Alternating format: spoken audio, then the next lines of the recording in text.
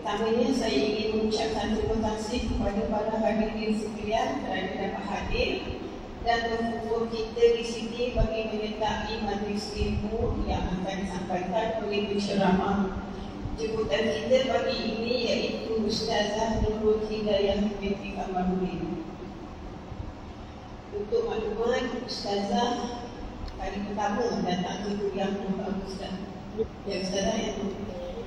Bila saya baca biodata Ustazah, Masya Allah, betapa hebatnya seorang wanita yang akan bersama kita sebentar lagi.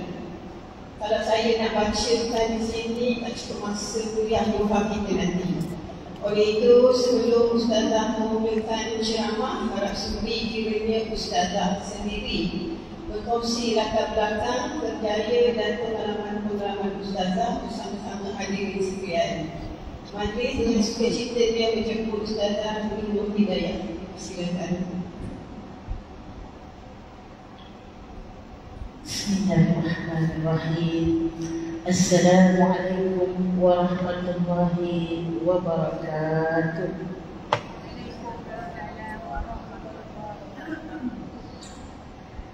Terima kasih saya ucapkan kepada Kak Norma telah membolehkan sesi kuliah muslimat sempena waktu duha, dan kita panggil kuliah duha juga kan.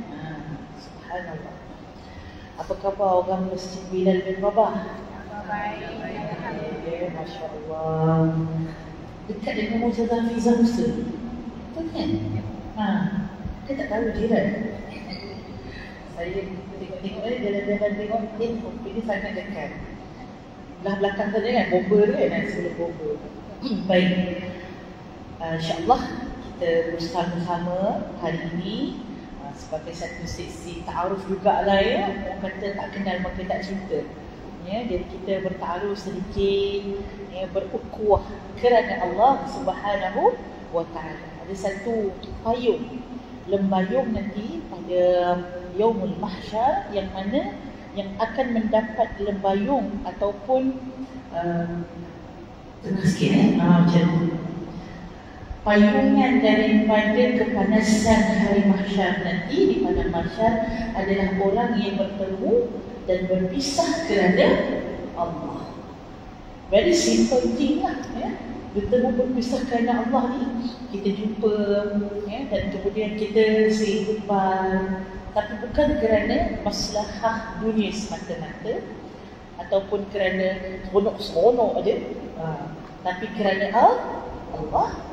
Dia mendapat satu payungan ya, keteduhan, kesejukan, keredupan dikala orang lain apa kita panggil lemas dalam peluk sendiri, punya panas ya, punya rimas dengan ramainya orang ya, orang atas orang, matahari di atas kepala, tapi orang yang bertemu dan berpisah kerana Allah, dia sejuk.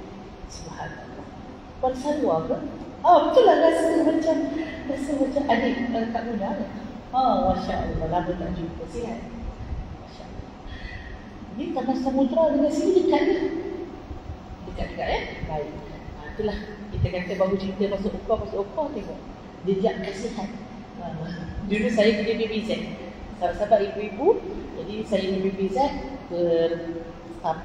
kita kata berprogram dengan Puan Muna dan juga jumpa Puan Salwa di UPNM. Lama sudah tu, 2000 berapa dah kan. Masya Allah, hari ini bertemu semula. Masya Allah. Jadi insyaAllah kita nak mula hari ini sikit sebanyak lah saya punya apa kita panggil sejarahnya. Dulu saya bekerja di BBZ, sekarang saya buat sendiri dakwah dan juga sedikit lah orang kata mencari sesuap nasi untuk hidup. Macam tu, sibuk niaga lah. Ada kedai Arab orang panggil kan. Kedai Arab sebab suami orang Arab. Nama dia beri Nurul Hidayah. Jadi kalau tulis buku kuliah tu, salah siapa pula dia tak tanya nama pula hari tu. Ada orang panggil Nurul Hidayah, ada panggil Ustazah Hidayah, bolehlah, tak ada masalah. Saya asal orang Johor. Ya, orang Pontian, ada sekampar dengan saya. Ada orang Johor sini. Orang Johor mana? Muar. Saya sekolah di Mahat Muar. Dari sekolah Mahat Muar. Asal Johor, lahir Kuala Lumpur. ayah mak lah, mak berbuku, mak di startup, dan sudah menetap di Kuala Lumpur ni daripada tahun 2011 selepas pada program reality TV Ustazah Pilihan Astro. Tu saya masuk program tu 2011 dan selepas tu turun dekat KL lah, kita jadi orang kaya lah. Gitu, jadi insyaAllah hari ini saya bersama dengan ibu-ibu, saya punya, kita panggil bidang pembelajaran pendidikan saya memang syariah. Saya adalah graduan Al-Azhar, Universiti Al-Azhar Mesir dalam bidang syariah. Tapi orang kata jiwa tu kadang-kadang dia lari juga tu.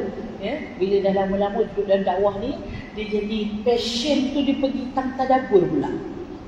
Passion tadabur. Sebab 2 buku yang saya hasilkan bersama dengan suami, kedua-duanya buku tadabur lah. Satu, cara mudah tadabur, iaitu easy tadabur, dan yang kedua kita tadabur kisah Nabi. 25 Nabi dan Rasul. Passion tu agak-agak kita panggil cenderung ke tadabur, tapi saya memang minat lah di sudut syariah. Dan insyaAllah pada hari ini kita akan ambil tajuk yang merupakan satu gerbang sebelum nak masuk ibadah, sebelum kita nak masuk tentang kehidupan, kita akan masuk dulu di dalam itu, melalui gerbangnya, iaitu kesucian.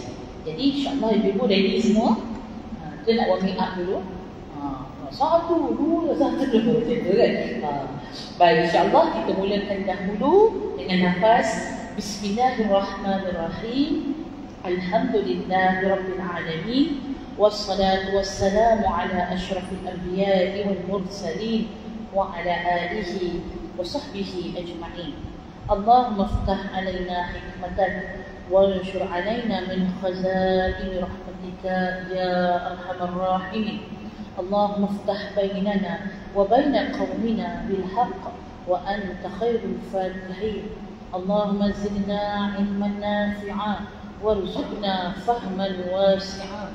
وصلى الله على سيدنا محمد وعلى آله وصحبه وبارك وسلم. Walhamdulillahi Rabbil Alamin. Baik, insyaAllah kita hari ini nak melihat kepada tajuk cara wanita bersuci. Dalam Islam ini, suci ni bab nombor 1. Ada bab munakahat, nikah kahwin orang panggil. Ada bab jenayat, hukuman qada, ataupun siapa yang kena hukum bunuh ke, ada sempatan, itu dipanggil jenayat. Ada di sana hukum-hukum berkaitan dengan muamalat, ringgit and sen. Sebab orang nak hidup mesti pakai duit. Jadi ada hukum, mana yang halal, mana yang haram, mana yang syubhat, mana yang zalim, itu semua ada di dalam kitab muamalah. Baik, sebelum kita nak masuk ibadah, kahwin, muamalat, jenayat, mesti didahului dengan bab ibadah. Sebab ibadah ini fardu ain. Benda yang mesti kita tahu, sebab tak ada orang teman kita masuk toilet. Suami teman tak? Mula-mula kahwin je salah teman. Sama tak teman dah. Jadi tak ada siapa tahu kita punya kebersihan tu. Jadi setiap orang, setiap individu mesti mempelajari berkaitan dengan kebersihan, kerana dia akan membawa dirinya di dalam ibadah. Mesti make sure supaya dia suci daripada hadas dan juga najis. Bab daripada qada hajat, kencing berak, lepas tu nak sembahyang dia kena wudu, dia haid, lepas tu dia kena mandi wajib. Mesti dia belajar ilmu taharah ataupun ilmu bersuci. Jadi ilmu bersuci wajib untuk kita pelajari, yang mana dimulai kalau kita tengok kitab-kitab lama ataupun kitab-kitab tua, kitab turas dipanggil. Kitab turas belajar daripada jenis air lagi, betul tak? Ada air mutlak, ada air musyammas, ada air mutanajis, ada air musta'mal. Kena belajar. Bab ina, bab bekas kena belajar juga. Kemudian kena tahu apa dia najis itu, apa dia hadas itu. Najis terbahagi kepada murajaah sikitlah revision awal-awal pagi. Najis terbahagi kepada alhamdulillah, sebaik tak boleh jawab 13 ya. Najis terbahagi kepada 3. Dan setiap daripada najis itu ringan, sederhana dan berat. Cara bersuci adalah berbeza. Baik. Kemudian hadas. Hadas terbahagi kepada 2. Hadas kecil dan hadas besar. Hadas kecil perlu diangkat dengan wudu. Hadas besar perlu diangkat dengan mandi wajib. Jadi benda ni adalah praktikal yang akan kita buat setiap hari, setiap minggu, setiap tahun, yang menyebabkan nanti solat kita pada satu hari 5 waktu yang diwajibkan itu hukumnya sah. Kerana syarat sah solat ialah suci daripada hadas kecil dan hadas besar. Begitu. Untuk mengesahkan kita ini sebagai hamba Allah, apa dia punya tuntutan dia? Mesti kita taat. Untuk kita taat kepada Allah, kita mesti buat ibadah paling utama, iaitu solat. Untuk solat mesti kita bersuci daripada hadas. Itu yang jadi bersuci hukumnya fardu ain. Belajar berkaitan dengan kesucian ialah wajib kepada setiap individu, tak boleh dipinjamkan kepada orang lain ataupun kepada pasangan ataupun kepada ibu dan ayah. Anak-anak tak payah belajar, tak apalah, mak dah alim dah. Sedangkan bila anak kita masuk toilet, anak kita keluar darah haid, dia yang kena make sure yang ni haid ke ataupun dia adalah istihabah yang menyebabkan dia wajib solat. Tapi dia pantang nampak ada corek, ada spotty, ada keruh sikit, terus saja tinggal sembahyang. Kadang-kadang sampai berbulan-bulan. Tu yang kadang-kadang wooden geram. Awak nasi tak sembahyang ni, mari tidak masuk toilet kan? Tang mana dia? Jadi kita nak tengok kalau kamu haid mesti datang dengan ciri haid yang sepatutnya. Jadi setiap anak kena belajar. Bila anak itu nak menuju kepada usia balik, dah mesti diberi pengetahuan. Umur 9 tahun, umur 10 tahun dah mesti dah kita ajarkan kepadanya untuk mengenal bagaimana mengenal ciri darah haid, untuk mengenal bagaimana nak membersihkan darah haid, bila mana nak bersihkan, semua itu kita kena tahu. Jadi kesimpulannya, baru mula dan kesimpulan dah Ustazah. Itu baru mukaddimah. Kesimpulan untuk mukaddimah, benda yang kita nak belajar hari ini adalah suatu perkara yang sangat penting. Bukan nak belajar tentang negara saja, politik sahaja, benda-benda isu yang besar, jihad sahaja yang penting. Ini pun penting. Ini dinamakan sebagai jihad kita sebagai hamba Allah. Ada jihad sebagai khalifah Allah, tapi ada jihad sebagai hamba Allah untuk menunaikan ketaatan. Mesti kita belajar untuk menyucikan diri. InsyaAllah kita akan tengok ibu-ibu satu ayat sebelum kita pergi lebih lanjut tentang bersuci. Kita mulakan dahulu dalam surah An-Nisa ayat 43. Surah An-Nisa ayat 43. Ibu nak buka ke? Nak ambil Quran ke?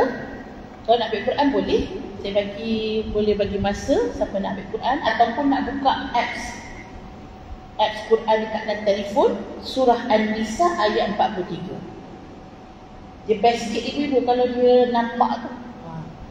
Kalau nampak boleh tengok. Kalau rasa tak ada apps, boleh pakai Google pun okey juga. Google cari dia kat situ, surah An-Nisa ayat 43 dia akan keluar.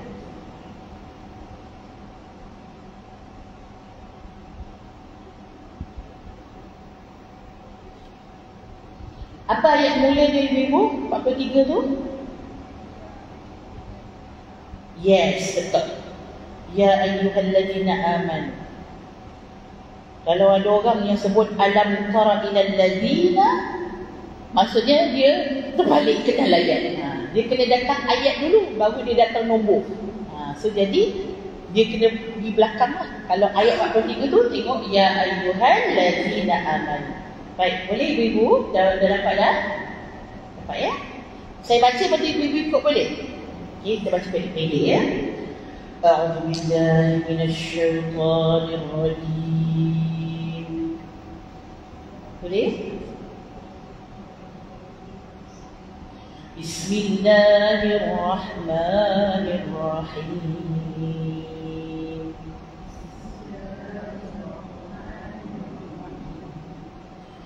يا أيها الذين آمنوا لا تقربوا الصلاة وأنتم سكارى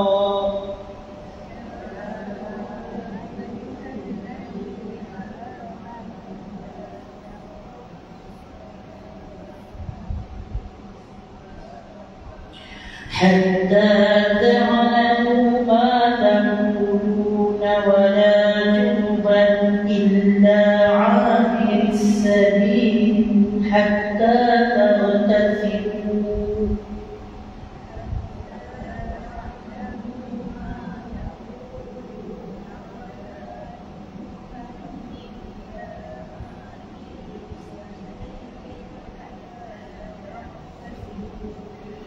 وإن كنتم مرضى أو على سفر أو جاء أحد منكم من الغائط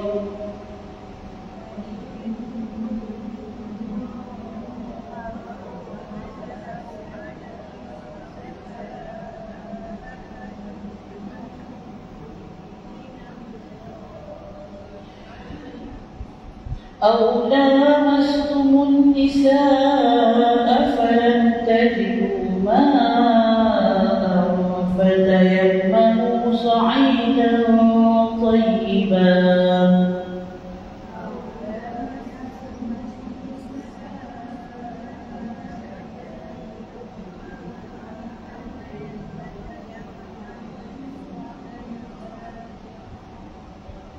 فامسحوا بوجوهكم وأيديكم إن الله كان عفوا غفورا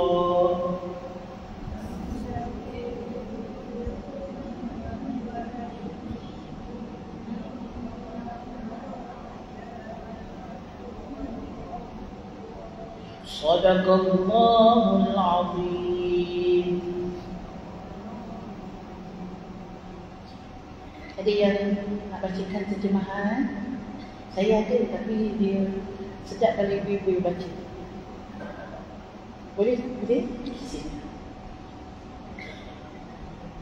Wahai orang-orang yang beriman, janganlah mendekati solat sedangkan kamu dalam keadaan. Sekejap. Kita bagi mikrofon. Bagus, sedap.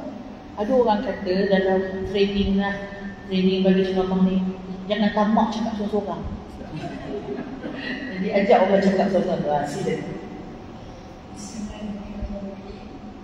Wahai orang-orang yang beriman, janganlah mendekati salat sedangkan kamu dalam keadaan mabuk sampai kamu sedar akan apa yang kamu ucapkan.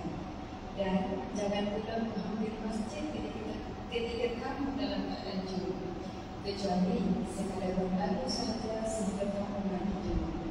Jika kamu sakit sedang dalam perjalanan, salah seorang di antara kamu kembali dari tempat buang air, atau kamu telah menyentuh perempuan sedangkan kamu tidak mendapati air, maka bertayamumlah kamu dengan tubuh yang baik dan suci. Usaplah wajah dan badanmu dengan tubuh itu, sesungguhnya Allah Maha Pemaaf lagi Maha Pengampun. Astagfirullahaladzim. Baik. Untuk ayat ini, ayat yang dimulakan dengan ya ayyuhalladzina amanu dipanggil sebagai ayat seruan orang beriman. Ada banyak.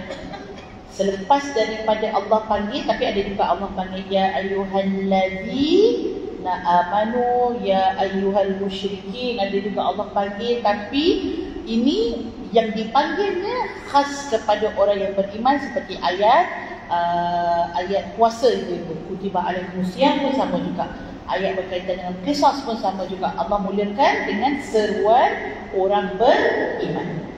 Baik, selepas Allah panggil kita, ada benda yang Allah nak bagi tahu, betul tak?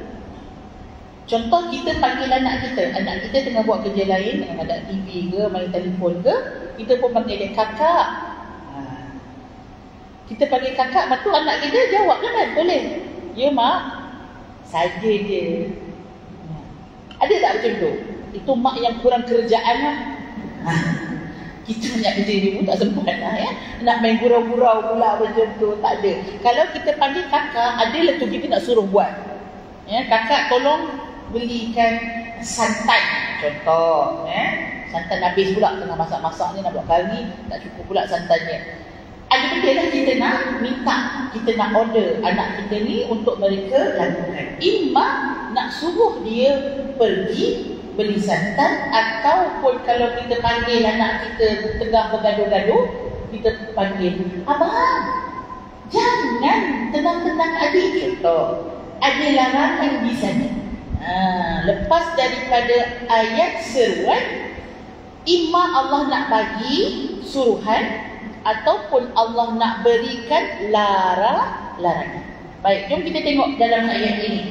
Selepas Allah panggil orang beriman, dekat situ ada larangan ataupun ada seruan, ada suruhan. Cuba tengok apa dia punya mula dia. La taqrabus salat.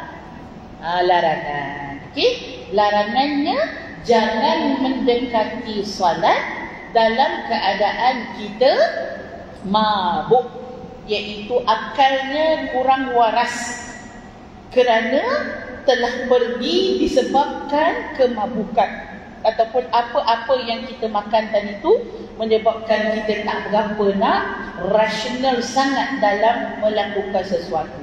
Apa hukum orang sembahyang dalam keadaan mabuk? Dia pun tak tahu. Ini kita tak berapa nak mabuk sangat pun, kadang-kadang 2 ke 3 ya.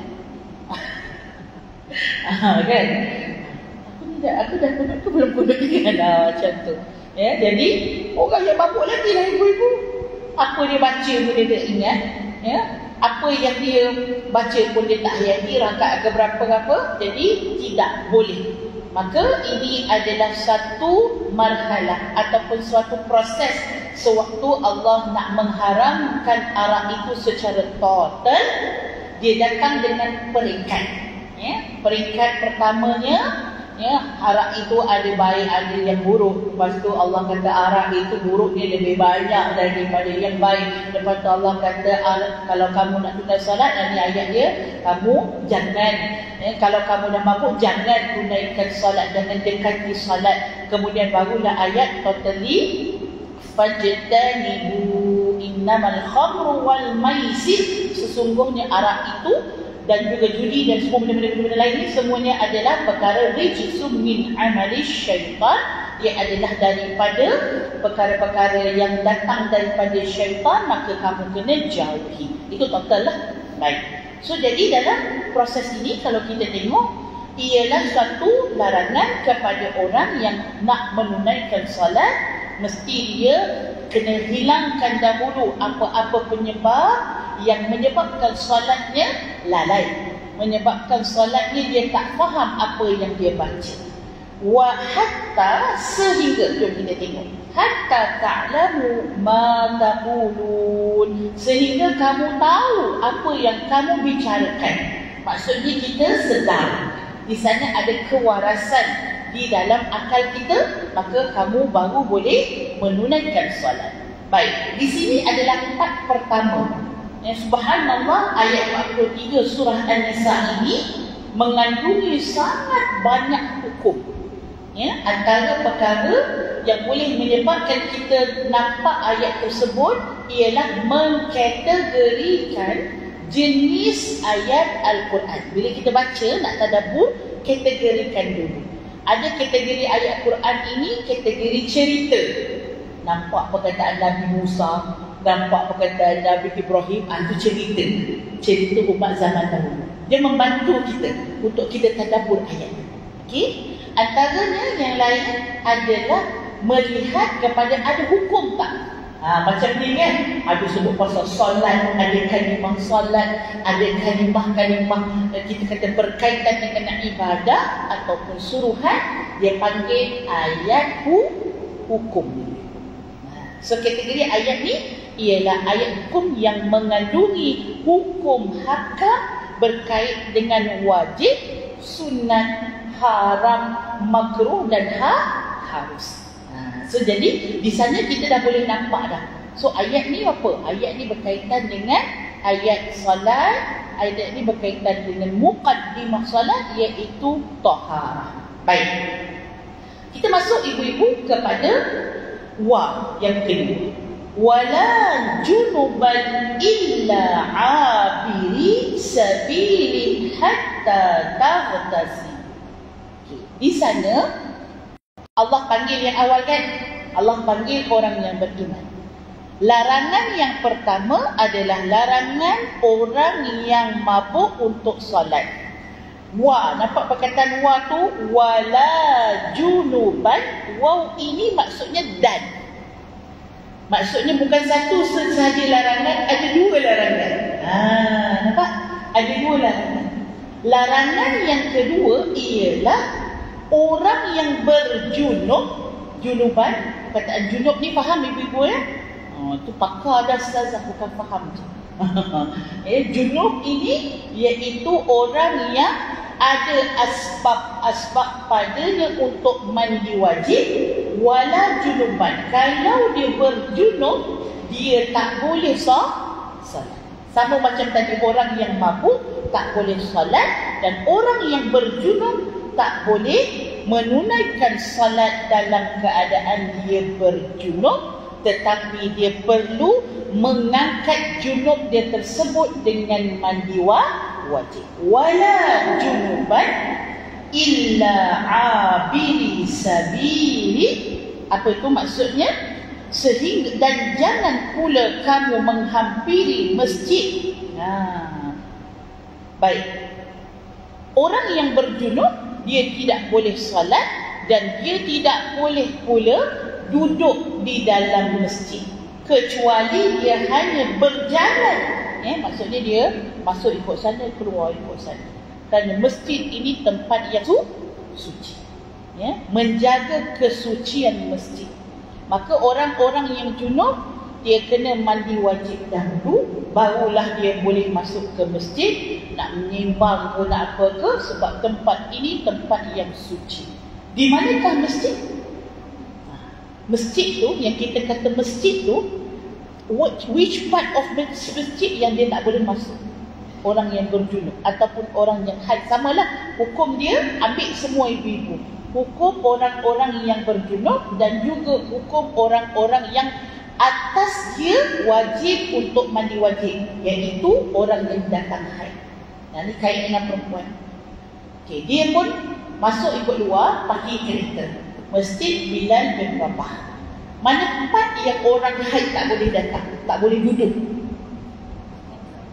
Yes, ruang solat utama. Ruang solat utama. Sebab masjid zaman ni, masjid ni dia ada perkarangan yang luas gitu. Kalau masuk daripada pintu pagar pun, kalau tu kan dah masuk masjid dah, kan? Tapi di manakah exactly yang maksudnya yang tak boleh dia duduk, tapi dia hanya boleh melintas sahaja, iaitu ruang solat utama. Jadi kita pun boleh tengok banyak masjid, semua dia ada berikan ni dewan solat utama. So yang ni pada sini, daripada hujung sini sampai dah hujung sana, hujung sini sampai hujung sana, yang ni tak boleh masuk. Tapi katalah kalau macam ni sana tempat wanita, tempat wanita tu kalau ikutkan dia dah ada pemisah dah. Dah ada pemisah dah. So dia ruang solat utama yang mana? Kaki-kaki 5. Kaki-kaki 5 yang orang kalau Jumaat memang penuh lah sana kan. Jadi yang situ juga tidak dikira sebagai ruang solat yang mana ruang solat utama. Dia ruang solat memang orang boleh solat, tapi bukan solat utama yang mana orang junub dan orang haid tak boleh masuk. Apatah lagi kalau sekadar kita kata perkarangan masjid luar tu. Dekat kita panggil atas dekat kita panggil apa depan tu? Lobi dia kan. Lobi dia tu ataupun di luar sana tu, itu boleh untuk dimasuki oleh orang yang berjunub ataupun orang yang haid. Okey, so jadi di sana ilmu itu menjaga diri kita supaya tidak melakukan perkara yang haram. Perkara yang mencemarkan kesucian masjid. Tapi janganlah sampai langsung kan, saya memang tak nak masuk masjid lah kan. Dia punya tak masuk dia bukan waktu junub je, bukan waktu haid je, waktu tak haid pun tak masuk. Punyalah jaga kesucian masjid. Oi, dahsyat sangat juga. Itu melampau dah dia ibu kan.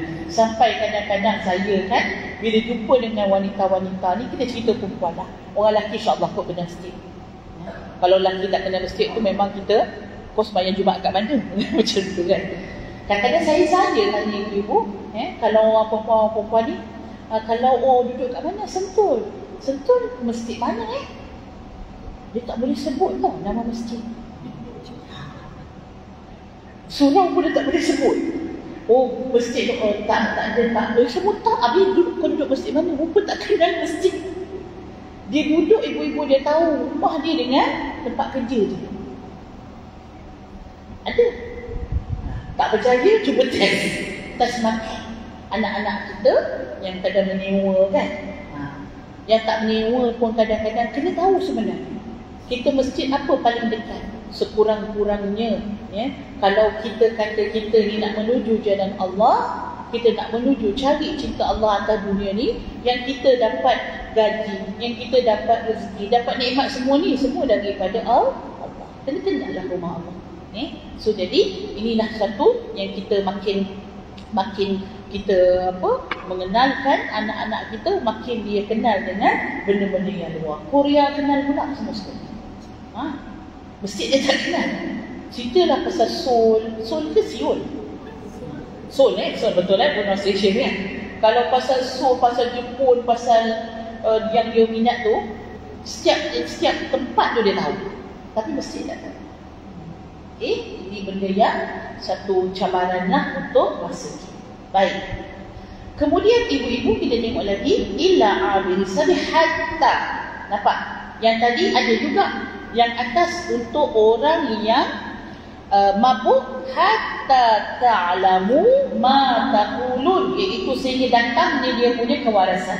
Kalau orang yang duduk tadi tak boleh solat, bukan sahaja solat, mendekati tempat solat sehingga apa? Hatta taghtasilu, iaitu sehingga dia mandi wajib untuk mengangkat junub dia. Wa in kuntum marda aw ala safar. Okey. Dia punya jis pertama nampak dah ibu-ibu Orang yang beriman dipanggil dan ada di sana dua, buat kat situ dua arrow. Larangan mendekati solat dalam keadaan mabuk. Yang kedua, arrow kedua, larangan orang junub masuk di dalam tempat solat. Sehingga apa yang atas? Sehingga dia tahu dia waras. Dan yang kedua, sehingga dia mandi. Baik. Seterusnya, ini adalah keadaan, situasi yang mungkin berlaku. Wa in kuntum, sekiranya mereka sakit ataupun musafir, ala safari au jaa ahadun minkum minal ghaib au banyak au kat sini. Cuba pergi berapa banyak au? Au ada yang pertama marda au ala safari. Lepas tu au ala safari au jaa ahadun minkum minal ghaib. Lepas tu ada au lagi. Au yang ketiga au lamastumun nisa. Baik, ada 3 au, maksudnya di sana ada 4 keadaan. Jadi kita ibu-ibu kalau baca Quran, kalau baca macam ni, ustazah bila nak khatam? Tapi kalau kita tak buat macam ni ibu-ibu, kita khatam 30 kali pun kita tak faham apa Quran suruh. Ada satu masjid tu, dia pergi, dia orang yang minta lah, AJK minta untuk ciri-ciri wanita salihah. Baik, kita orang di antara saya dengan AJK ni kan, kita pilih surah Al-Mumtahanah. Surah Al-Mumtahanah.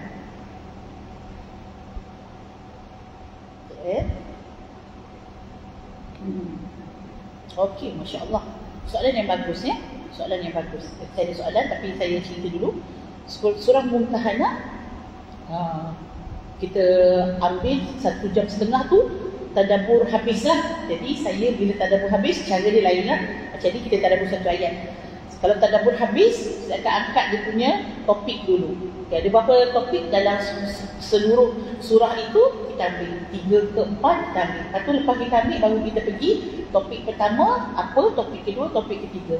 Lepas tu dia kata, ustazah, kita orang ni khatam rasanya dia kot 30-40 kali dalam hidup ni. Tapi rasa macam tak pernah perasan pula ada surah Mumtahanah. Macam tak pernah perasan. Saya kata jangan main-main kak. Jangan main-main kak.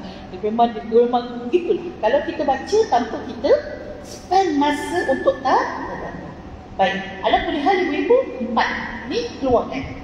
4 ni keluarkan. Apa keadaannya, situasinya? Yang pertama sakit, yang kedua musafir, yang ketiga selepas kita qada hajat. Yang maksud au jaa ahadun minkum minal ghaib, iaitu selepas qada hajat. Walaupun disebut kasut ghaib je. Ghaib tu apa? Ghaib tu kencing ke berak? Ghaib ni berak ibu-ibu. Ghaib berak. Tapi termasuklah apa-apa yang menyebabkan kita jadi hadas kecil. Maksudnya kita kentut, kita buang air kecil, buang air besar, dia Allah ambil satu itu, bukannya Allah ambil satu yang khas itu menafikan yang umum, tidak. Maksudnya ambil satu sebagai menunjukkan zikrul ba'du yuridul umum. Apa yang Allah sebut tadi tu bukan maksudnya yang itu saja, tapi apa yang seadik-beradik dengan dia semua sekali. Macam junuban tadi lah. Junuban tadi tu ikutkan orang yang bersama bersetubuh, tapi termasuklah orang yang keluar haid, yang keluar darah nifas, yang keluar air mani, yang bermimpi, termasuk semua tu. Dapat dia? Ke dah pening dah? Tak pening lagi Ustazah, boleh tambah lagi. Nampak ke? Tak nampak ibu-ibu? Nampak tak? Nampak ya? So Al-Quran kadang-kadang sebab itu dia very complicated. Kadang-kadang Allah sebut banyak tapi maksudnya sedikit. Kadang-kadang Allah sebut sedikit tapi maksudnya banyak. Baik. Yang ketiga tadi qada hajat. Yang keempat, yang menyentuh wanita. Menyentuh wanita ini juga maksudnya bukan sahaja sentuhan, tapi yang menyebabkan kita mandi wajib. Jadi kalimah la mastumun nisa, dia sebab takkan datang ibu-ibu bersetubuh kecuali dengan menyentuh. So dia punya jalan dia bawa ke sana itu adalah mula dia dengan menyentuh. Jadi termasuklah orang-orang yang bersetubuh dengan perempuan ataupun isterinya. So jadi 4 ni, 4 keadaan. Falam tajidu ma'a, tidak ada air untuk dia berwudu. Fatayammamu sa'idan tayyiban. Baik. 4 keadaan tadi nampak tak? 4 tu, tulis situasi tu, yang sakit, yang musafir, yang qada hajat dan juga yang berjunub. 4 keadaan tadi kalau tak jumpa air. Maksud di sana mafhum mukhalafah, apabila kita jumpa 4 keadaan ini, ada benda yang perlu kita bersihkan diri kita sebelum kita masuk menunaikan solat. Kalau kita di dalam perjalanan, Kalau kita sakit, kita tetap juga perlu menunaikan solat, maka kita boleh menggunakan tayammum yang disebut sebagai fatayammamu sa'idan tayyibah. Apa dia punya keadaan dia? Keadaan dia sakit ataupun musafir. Dah musafir, cari air tak jumpa, maka dia perlu mengangkat hadas ataupun membersihkan diri dia daripada hadas kecil dan hadas besar dengan tayammum. Juga keadaan yang ketiga, situasi yang ketiga, bila dia berhadas kecil, lepas dia qada hajat, maka dia kena mengangkat hadas kecilnya dengan menggunakan air. Sebab dia sebut apa? Falam tajidu ma'a. Guna air untuk mengangkat qada hajat untuk apa ibu-ibu? Yang pertama untuk apa? Qada hajat istinja. Istinja pun asalnya adalah menggunakan air. Kalau tak faham istinja, cebok. Oh, dah cebok belum? Cebok. Ui, hukum cebok ibu-ibu ialah wajib.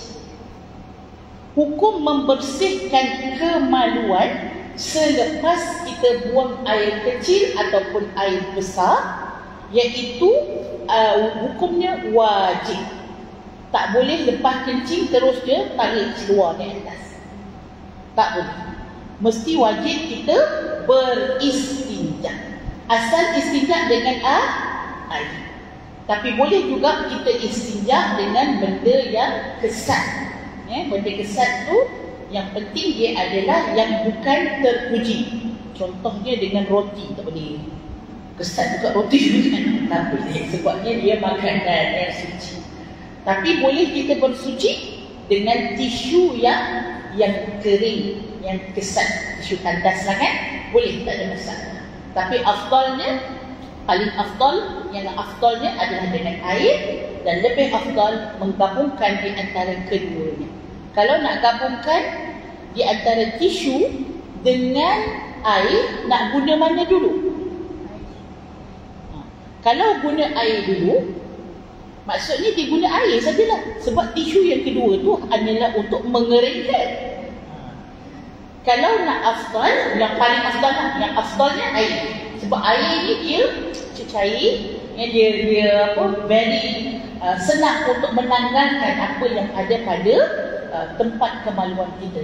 Dan terutama kalau sudah bersepah, cari bayi kena apa kan, mercik dah dengan kaki betis apa semua, yang itu tak boleh dah guna benda kesat, mesti kena guna Tapi kalau sekadar berak macam biasa, nak membersihkan tempat keluar najis itu, boleh menggunakan tisu. Ambil tisu dulu, bersihkan dahulu, lepas tu dengan air. Baru maksudnya menggabungkan kedua-dua yang alat bersuci. Okay, so air is very important. Untuk kita hidup dalam dunia, untuk kita solat, air nak guna untuk istinja. Air nak guna untuk wudu, air nak guna untuk mandi wajib. Sangat-sangat penting.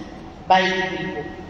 Kemudian yang keempat tadi, dia duduk ataupun bersetubuh dengan pasangan dia, dan kemudian dia nak menunaikan solat, maka dia juga kena mandi wajib.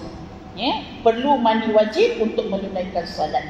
Tapi katalah kalau empat keadaan ini, keadaan contoh yang pertama iaitu keadaan sakit, air ada tapi kaki dia lepas aksiden, doktor kata jangan bagi kena air, maka dia boleh ambil tayammum, ganti. Orang yang musafir jalan-jalan dalam tempat orang, tak tahu nak cari air kat mana, dah tak ada, selepas usaha, maka bolehlah ambil pasir yang ada, maka dia boleh tayammum. Yang ketiga begitu juga, kalau dia dah buang air kecil, buang air besar, kemudian dia dah beristinja dengan benda yang kesat, nak cari air, tak ada air untuk dia sembahyang, nak ambil wuduk, maka dia boleh menggunakan tayammum. Begitu juga orang yang mandi hadas besar. Sebab seorang sahabat Nabi, dia tak boleh kena air, dia sakit, ya, dan kemudian dia pun dibagi tahu oleh sahabat dia, kata Nabi ajar kalau dah tak boleh kena air, maka dia boleh mengambil tayamum.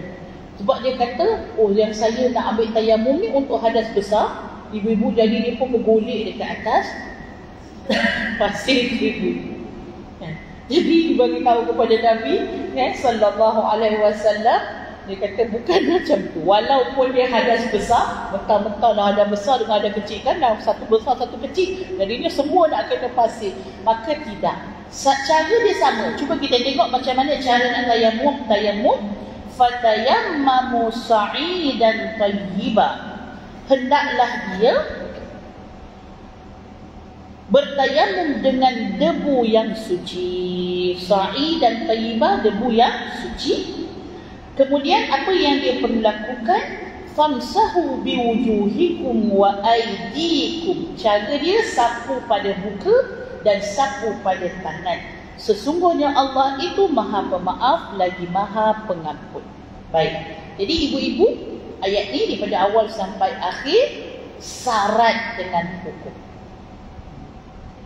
Tayamum dekat sini, apakah keperluan orang nak salat, daripada akal sampai hadas kecil, istinja sampailah hadas besar. Subhanallah. Satu ayat pedoman untuk kita hidup ini. Dalam subjek lah ibu-ibu, dipanggil sebagai subjek fiqh. Apa yang kita cerita hari ini, dia duduk di dalam fiqh. Ibu-ibu mazhab apa ya? Boleh saya tahu? Fiqh mazhab apa? Ke mengikut je? Mazhab apa? Imam Syafi'i. Alhamdulillah. So jadi mazhab Imam Syafi'i, ibu-ibu kena rujuklah buku-buku mazhab Imam Syafi'i. Kena rujuk. Dulu mungkin kita dah tahu kan. Tapi sampai satu tahap ibu-ibu, kita hidup ni, apa yang kita tahu tu kita nak tahu juga di manakah dia punya cerita tahu tadi tu. Daripada kita buat contoh, kita wuduk, mana ayat Quran bagi tahu kita wuduk. Nak tahu kat mana tempatnya.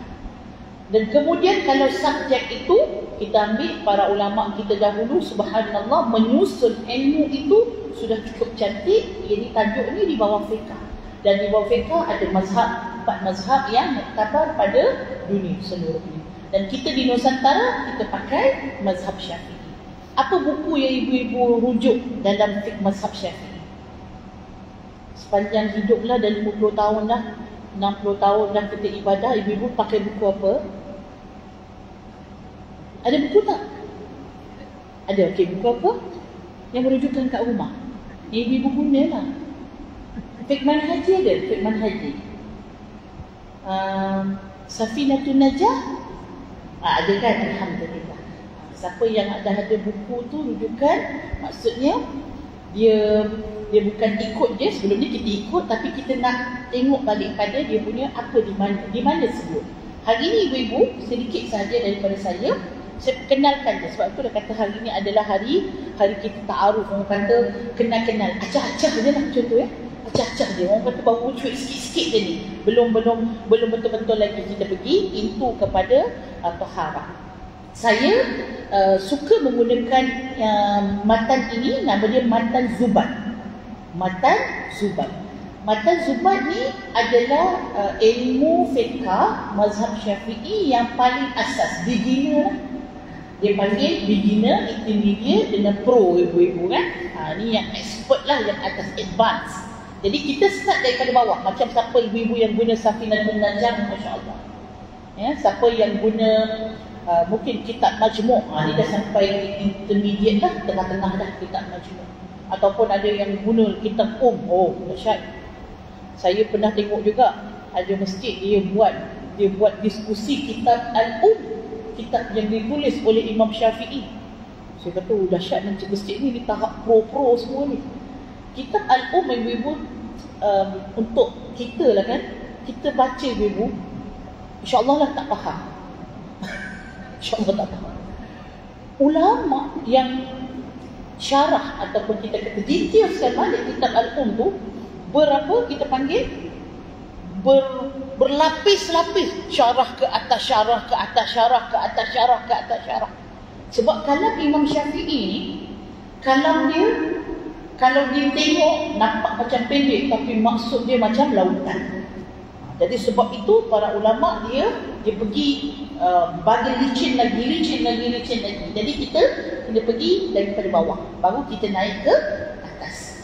Jadi saya cadang Matan Zubat lah. Matan Zubat ni Imam Ibnu Ruslan, sangat mudah.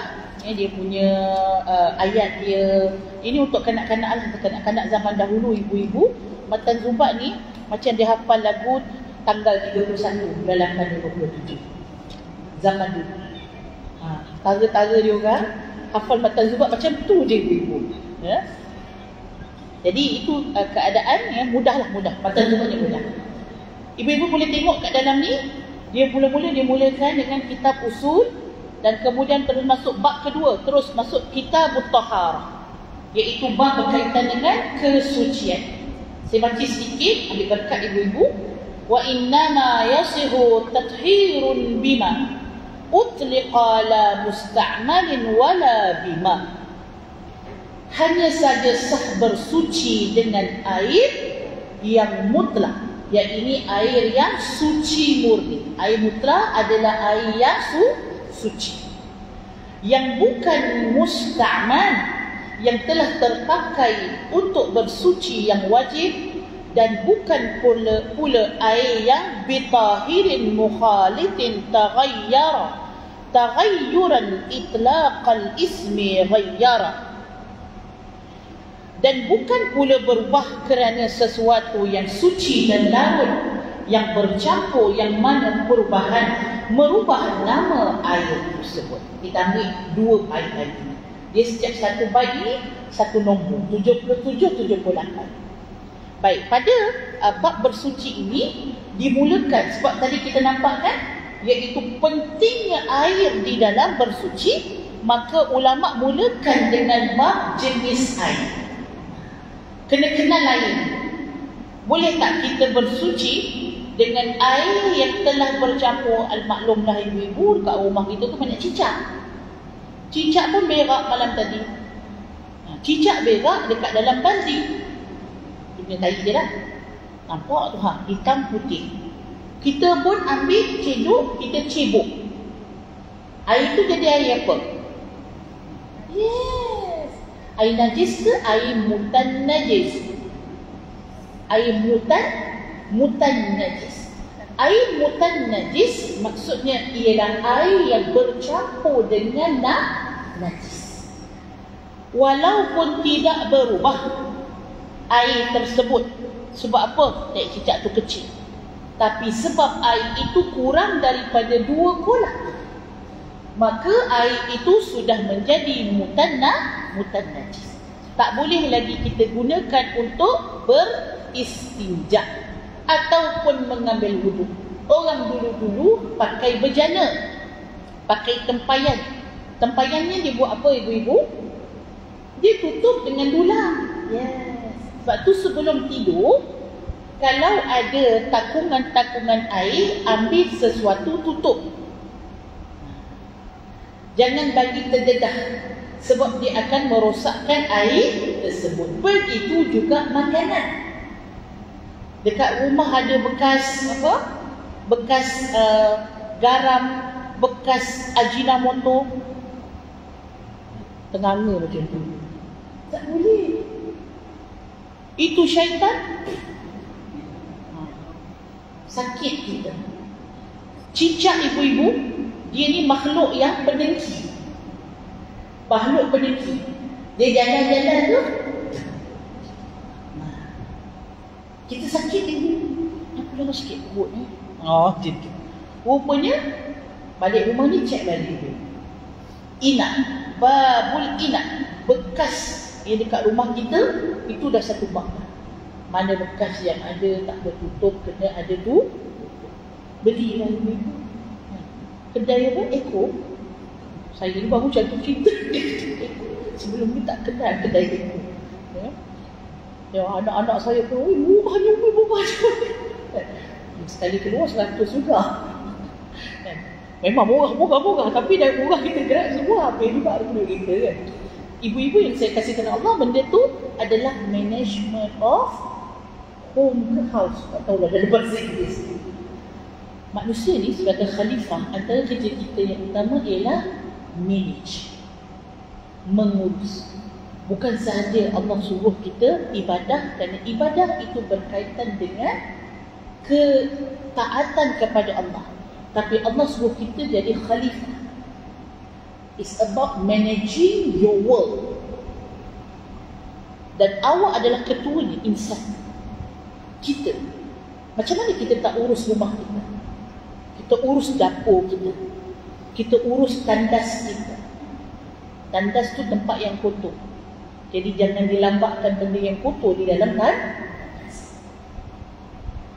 Tandas dah memang kena, paling cantik kena tandas. Tapi kita nampak benda ni pada orang Islam ke orang bukan Islam? Tanda orang Islam baru jalan, tapi ibu-ibu baru Masya Allah. Kat sini saya Masya Allah, saya suka kan?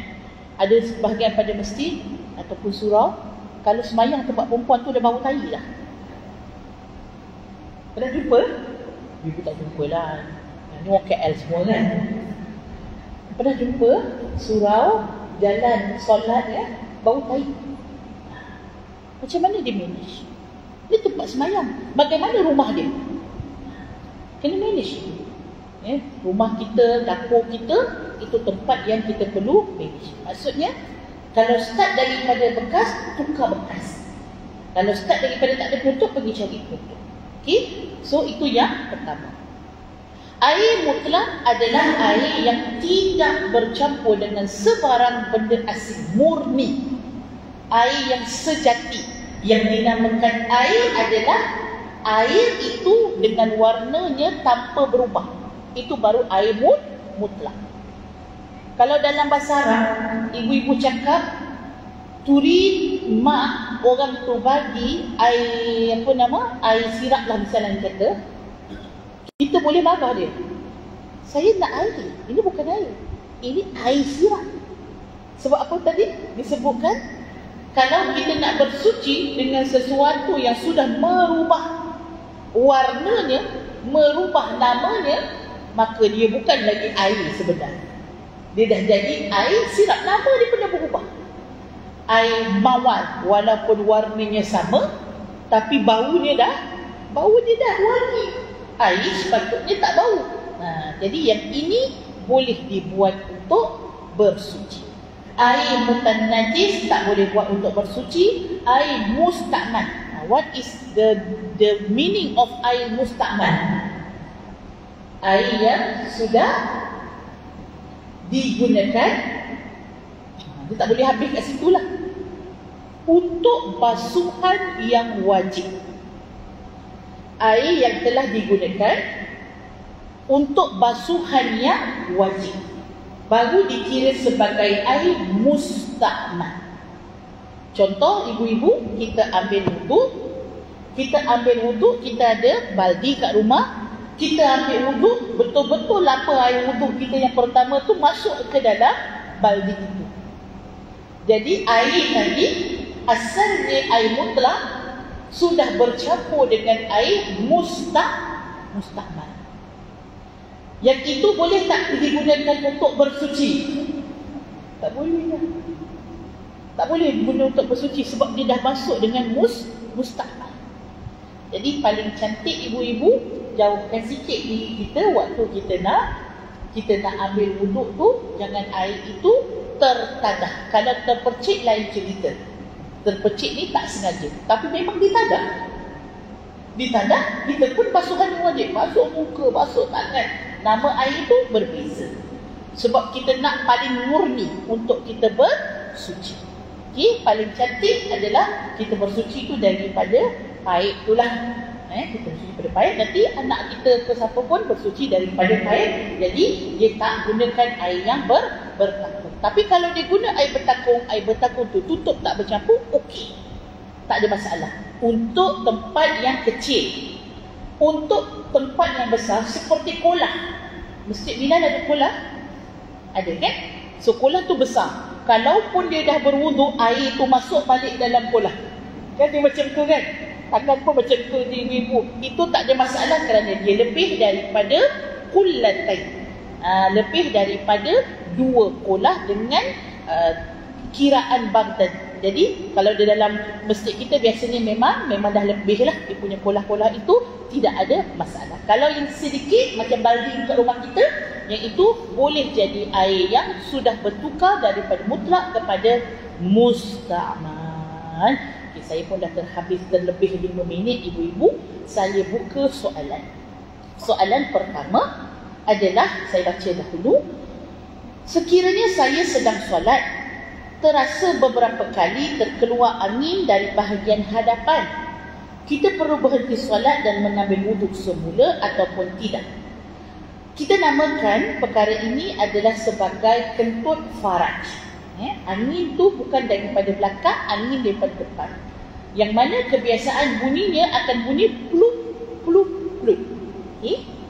Angin yang keluar daripada hadapan, kita akan tengok ciri-ciri angin tersebut. Yang pertama, adakah angin tersebut datang daripada perut? Kalau kita kentut, mesti rasa memulas sikit kan? Ada tekanan dekat perut tu. Dan baru kita tu tahan sangatlah, lepaskan je lah. Kita boleh kontrol dia. Tapi kalau kentut faraj, dia tak rasa kan? Tak ada rasa perut. Yang kedua, ciri-cirinya ialah iza wujida rihan aw sautan. Kamu tahu tak? Sesungguhnya kentut itu, Nabi sebut, dia akan ada imma suara ataupun bau. Jom kita tengok, ingat balik kentut-kentut kita yang sudah lalu. Dahsyat tu bagi ni ya. Ajak memori kentut pula kan. Orang ajak memori daun pisang, ajak memori kentut. Baik. Waktu kita keluarkan angin ikut belakang, ada bau tak ibu-ibu? Aduh. Sebab tu dia belakang. Ada. Bau apa? Ya Allah. Kalau bau pemakan durian tu, walaupun musangking ibu tetap busuk. Baunya ada yang pekan ya. Ada yang kita tu macam sedap juga bau kentut aku kan.